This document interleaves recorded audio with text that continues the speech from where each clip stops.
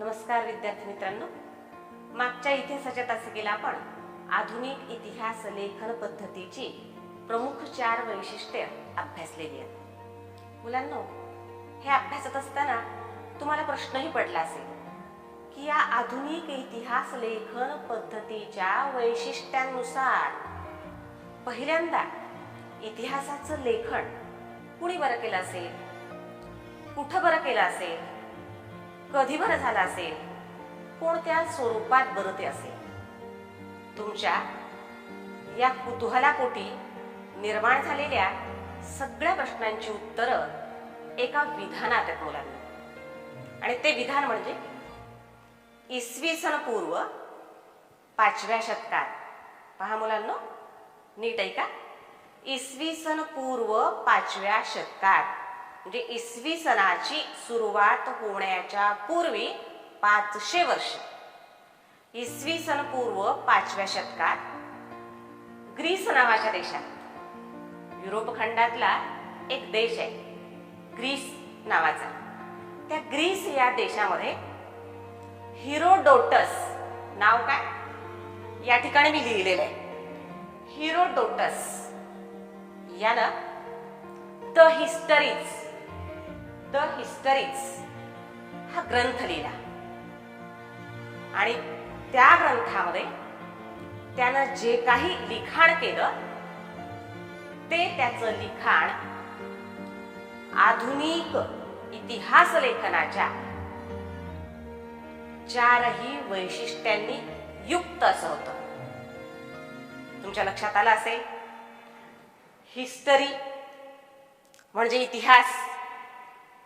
History हा जो शब्द आहे तो पहिल्यांदा आपल्या लिखाणासाठी वापरला तो हिरोडोटस यानं.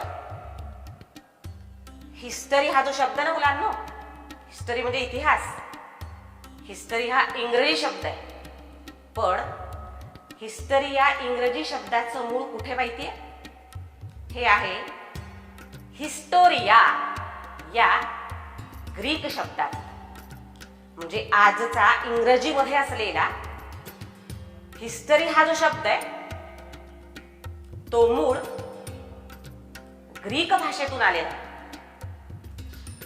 आणि इंग्रजीमधले बरेचसे शब्द ग्रीक आणि लॅटिन भाषेतून आलेले आहेत. काही तत्सम आहेत तर काही तद्भव आहेत. जसं आपल्याकडं आपल्या भारतामध्ये बऱ्याच अशा भाषा आहेत ज्यांचं मूळ संस्कृत भाषेमध्ये आहे. म्हणून तर बऱ्याच भाषांची जननी आपल्या भारतातल्या ही संस्कृत आहे. मग मराठी असेल, हिंदी असेल, गुजराती असेल, आणखी अशा बऱ्याच भाषा. तसं इंग्रजी भाषेतले बरेचसे शब्द हे ग्रीक आणि लॅटिन भाषेतून आलेले आहेत. आणि हिस्टरी हा जो शब्द आहे तो सुद्धा ग्रीक भाषेतून आलेला आहे. आणि हा शब्द पहिल्यांदा आपल्या ग्रंथाच्या लेखनासाठी वापरला तो हिरोडोटस यानं. इसवी सन पूर्व 5व्या शतकामध्ये ग्रीक इतिहासकार हिरोडोटस यानं द हिस्टरीज हा जो ग्रंथ लिहिला तो ग्रंथ आधुनिक इतिहास लेखनाच्या पद्धतीच्या प्रमुख 4 वैशिष्ट्यांना अनुसरून लिहिलेला आहे.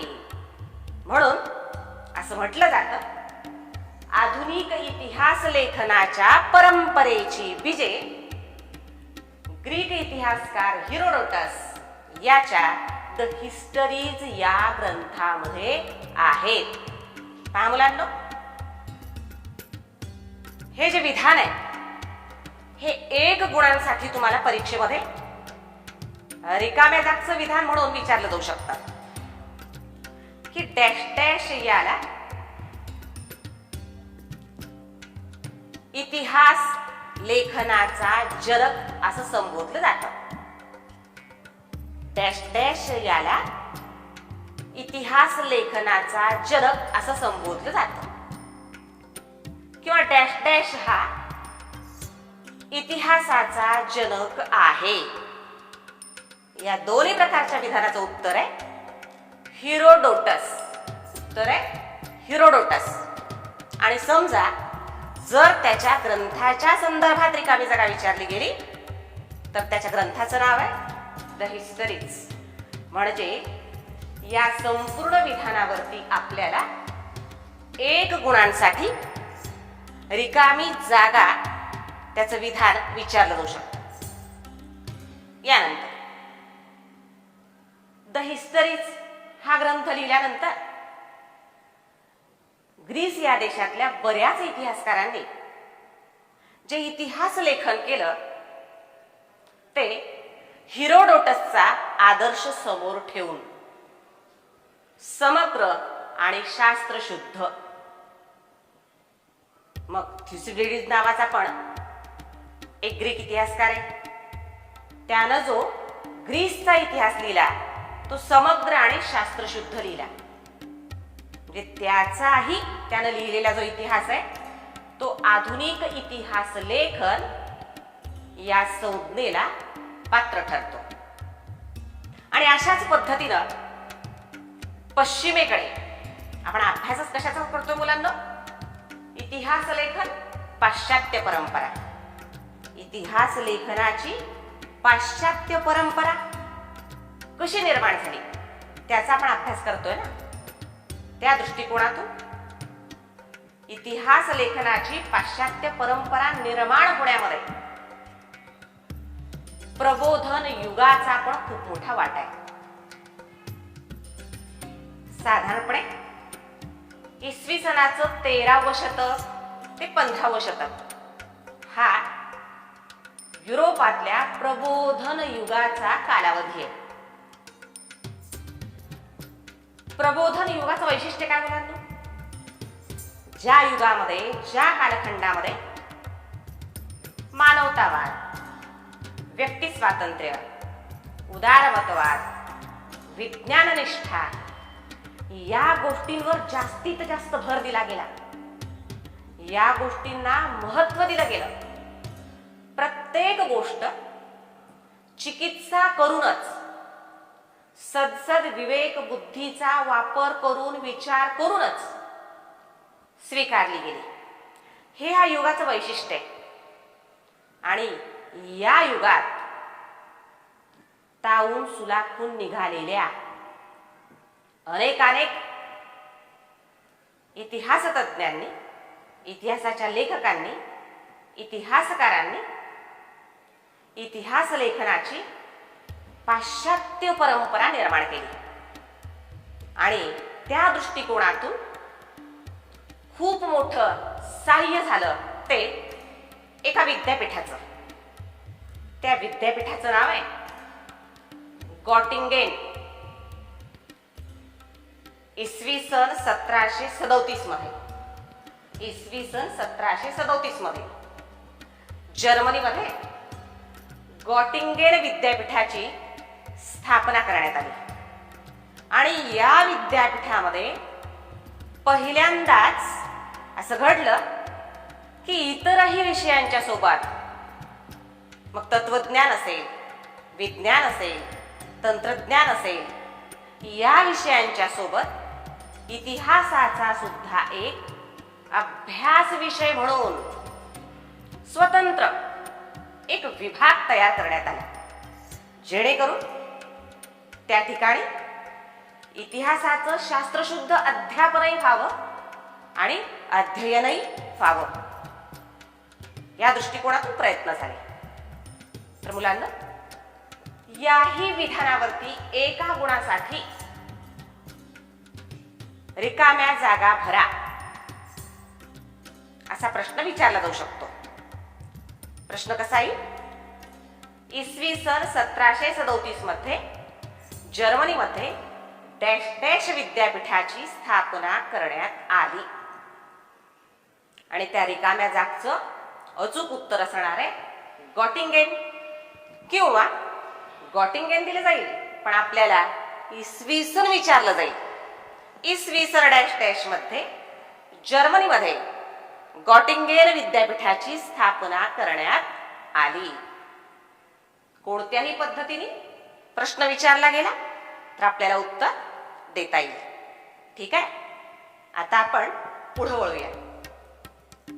पुढचा भाग आहे युरोपातील महत्वाचे विचारवंत.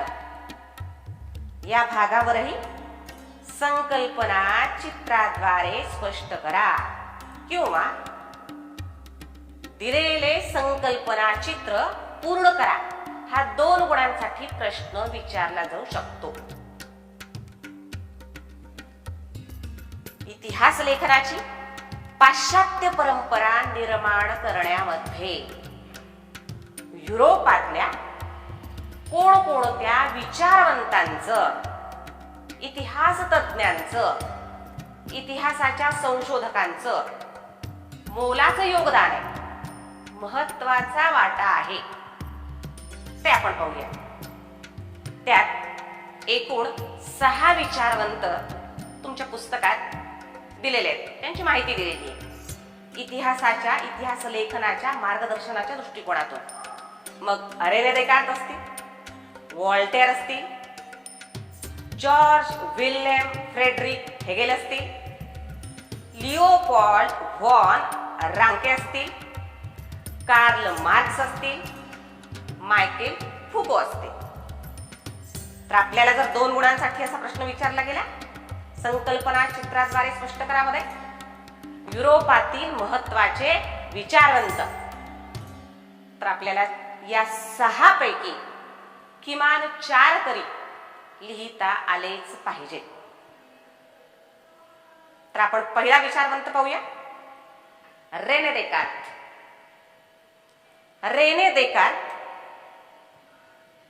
या मुद्द्यावरती 2 गुणांसाठी प्रश्न विचारला जाऊ शकतो. कशा स्वरूपाचा असेल हा प्रश्न? टिपा लिहा. रेने देकार्त किंवा त्यांनी जो लिहिलेला ग्रंथ आहे discourse on the method. Rene देकार्तच्या डिस्कोर्स ऑन द मेथड या ग्रंथातील विचारांविषयी माहिती लिहा. असाही 2 गुणांसाठी प्रश्न विचारला जाऊ शकेल. म्हणजे रेने देकार्त जो आहे तो आपल्याला 2 गुणांसाठी विचारला जाऊ शकतो. तर चला तर मुलांना, रेने देकार्त इतिहास लेखनाच्या दृष्टिकोनातून इतिहासाच्या लेखकांना, इतिहासकारांना काय मार्गदर्शन करतोय, काय दिशादर्शन करतोय. तर सुरुवातीला पाहू, रेने देकार्त कुठल्या देशातला? रेने देकार्त हा फ्रेंच विचारवंत आहे. अर्थातच फ्रान्समध्ये जन्मलेला आणि फ्रान्समध्येच वास्तव्यास असणारा फ्रान्सचाच रहिवासी. 1596 मध्ये त्याचा जन्म झालेला आहे आणि 1650 मध्ये मृत्यू झालेला आहे.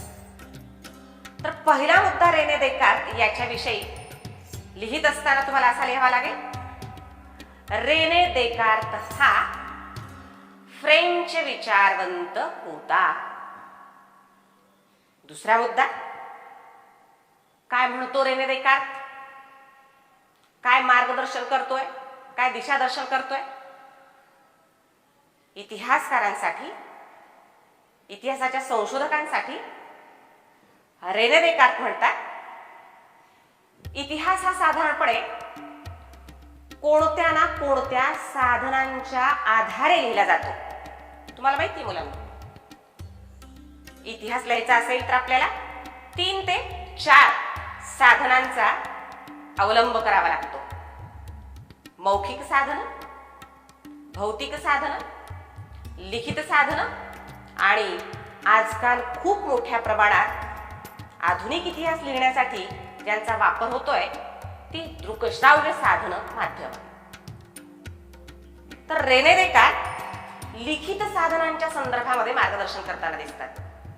ते म्हणतात, इतिहास लेखन करण्यासाठी इतिहासकार, इतिहासाचे लेखक जी लिखित साधनं म्हणजे कागदपत्र उपयोगात आणतात, त्या कागदपत्रांची विश्वासार्हता तपासून घेणं अत्यंत महत्वाचं असतं. कारण आपण इतिहास लिहितोय याची जाणीव इतिहासकार जेव्हा ठेवतात तेव्हा आपण हे जे काही लिहितोय ते समोरचा वाचणारा वाचक, अभ्यास करणारा अभ्यासक, विद्यार्थी आपल्या लिखाणावरती विश्वास ठेवून त्याचा अभ्यास करणार आहे. त्यामुळं इतिहासकारांनी या बाबतीत एक पथ्य पाळलं पाहिजे की आपण जे कागदपत्र इतिहास लिहिण्यासाठी वापरणार आहोत त्याची विश्वसनीयता, विश्वासार्हता कसून शोधली पाहिजे आणि कसून शोधल्यानंतरच त्या संदर्भात लिखाण केलं पाहिजे. तर दुसरा मुद्दा आहे रेने देक्कार यांच्याविषयी. इतिहास लेखनासाठी वापरल्या जाणाऱ्या कागदपत्रांची चिकित्सा झाली पाहिजे. विश्वासार्हता, विश्वसनीयता तपासून घेतली पाहिजे. त्यानंतर अनेक ठिकाणी रेने देकार्त यांनी आपले विचार व्यक्त केलेले आहेत इतिहास लेखनाच्या संदर्भात आणि त्यांचे विचार अनेकांना मार्गदर्शक असेच ठरलेले आहेत. मग व्याख्यानं दिली त्यांनी, चर्चा केल्या, वाद संवाद, वादविवाद याच्या माध्यमातून त्यांनी वेळोवेळी जे विचार व्यक्त केले त्यांचे विचार पुढील पिढीसाठी मार्गदर्शक ठरावे या दृष्टिकोनातून ग्रंथित करण्यात आलेले आहेत, एकत्रित करण्यात आलेले आहेत. आणि त्यांच्या विचारांचा जो ग्रंथ आहे त्याचं नाव आहे डिस्कोर्स ऑन द मेथड. त्यांनी लिहिलेला जो ग्रंथ आहे ज्यात त्यांचे विचार आहेत, त्यांचं मार्गदर्शन आहे, इतिहासकारांसाठी जणू हा दीपस्तंभाचं काम करतोय. त्या ग्रंथाचं नाव आहे discourse on the method. Discourse याचा अर्थ मुलांनो व्याख्यान आणि मेथड म्हणजे तुम्हाला माहिती पद्धत, पद्धतीवरील व्याख्यान. कशाची पद्धत? इतिहास लेखनाची, शास्त्रशुद्ध आधुनिक इतिहास लेखनाची पद्धत. त्याच्यावर त्यांनी वेळोवेळी जी व्याख्यानं दिली त्यावर आधारित ग्रंथ आहे डिस्कोर्स ऑन द मेथड. हा ग्रंथ खूप महत्वपूर्ण वाटतो इतिहासकारांना, इतिहासाच्या लेखकांना. का? कारण त्या ग्रंथामध्ये जो एक त्यांनी नियम मांडलेला आहे तो खराखुरा ठरतो, तो स्वीकारणीय असा आहे, तो कुणीही इतिहासकार डावलू शकत नाही. असा कुठला बरा नियम आहे? त्या नियमाचा आपण पुढचा मुद्दा केलाय, चौथा मुद्दा. डिस्कोर्स ऑन द मेथड या ग्रंथामध्ये त्यांनी मांडलेला तो म्हणजे जोपर्यंत एखादी गोष्ट निसंशयरित्या सत्य आहे हे प्रस्थापित होत नाही तोपर्यंत तिचा स्वीकार कदापिही करू नये. परत एकदा पहा, नियम अत्यंत महत्वाचा आहे. 2 गुणांसाठी जो प्रश्न विचारला जाणार आहे रेने देक्कार्त यांच्याविषयी, त्यात 1 गुण या मुद्द्याला असणार आहे मुलांना. पहा, म्हणजे त्या उत्तराचा हा गाभा आहे. इतका महत्वपूर्ण हा मुद्दा आहे कारण इतिहास लेखनाच्या दृष्टिकोनातून हा अत्यंत महत्वपूर्ण असा नियम या मुद्द्यामध्ये आलेला आहे. काय आहे हा मुद्दा? जोपर्यंत एखादी गोष्ट सत्य आहे हे निसंशयरित्या प्रस्थापित होत नाही तोपर्यंत तिचा स्वीकार कदापिही करू नये. पहा मुलांना, हडप्पा संस्कृतीविषयी तुम्ही 3री मध्ये शिकलात, 6वी मध्ये शिकलात, बरोबर आहे? हडप्पा संस्कृतीचा शेवट कसा झाला या संदर्भामध्ये कोणतंही एक मत ग्राह्य धरण्यात आलेलं नाही. अनेक मतमतांतर आहेत.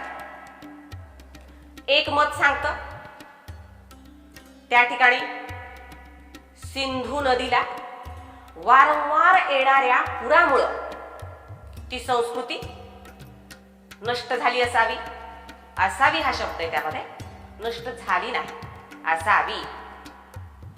संशय झालीच आहे असं म्हटलेलं नाहीये, असं मत व्यक्त केलेलं नाहीये. महापुरामध्ये या संस्कृतीचा विनाश झाला असावा असं मत व्यक्त केलेलं आहे. दुसरं मत सांगतं या ठिकाणी अनेकानेक वर्ष दुष्काळ सदृश्य परिस्थिती निर्माण झाली असावी आणि पाण्याची कमतरता निर्माण झाली असावी आणि पाण्याविना या संस्कृतीचा शेवट झाला असावा. झाला ना, झाला असावा. किंवा भूकंप आला असावा खूप मोठ्या क्षेत्रामध्ये, म्हणजे या भूकंपानं खूप मोठं क्षेत्र व्यापलेलं असावं आणि सिंधू संस्कृतीचा म्हणजेच हडप्पा संस्कृतीचा त्यात नाश झाला असावा.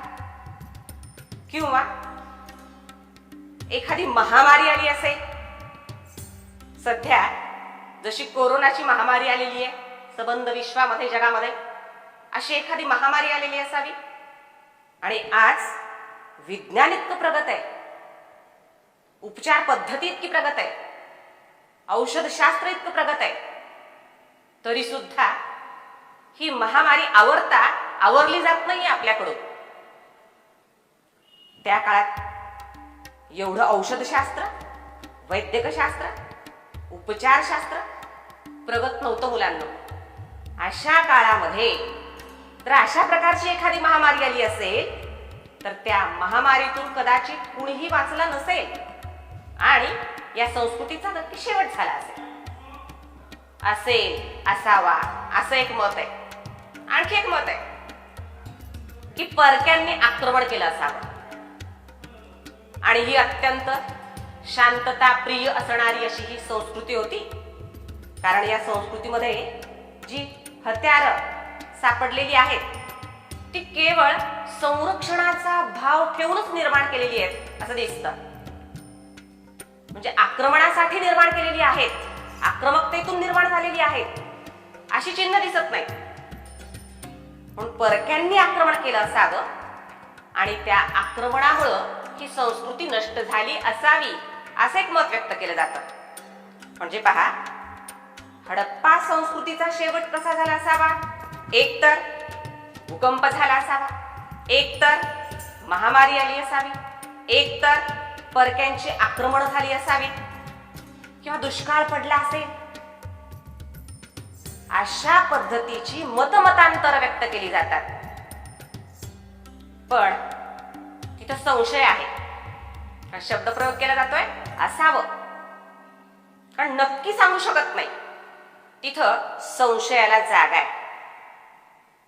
रेने देकार्त म्हणतात, जोपर्यंत एखादी गोष्ट सत्य आहे हे निसंशयरित्या प्रस्थापित होत नाही म्हणजे सिद्ध करू शकत नाही आपण पुराव्यानिशी, तोपर्यंत तिचा स्वीकार कदापिही करू नये.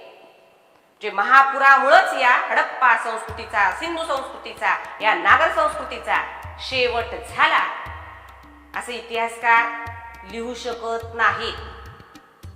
इतिहासकारांनी असं लिहू नये असं मार्गदर्शन आपल्या डिस्कोर्स ऑन द मेथड या ग्रंथातून, या नियमाद्वारे कोण करतात? रेने देकार्त करतात. तर पहा मुलांनो, रेने देकार्त यांच्याविषयी टिपा लिहा, कारणे लिहा किंवा उत्तरे लिहा. या कोणत्याही स्वरूपाचा प्रश्न विचारला गेला तर आपल्याला या 4 मुद्द्यांमध्ये या प्रश्नाचं उत्तर लिहावं लागतं. तर 2 पैकी 2 गुण आपल्याला प्राप्त होतात.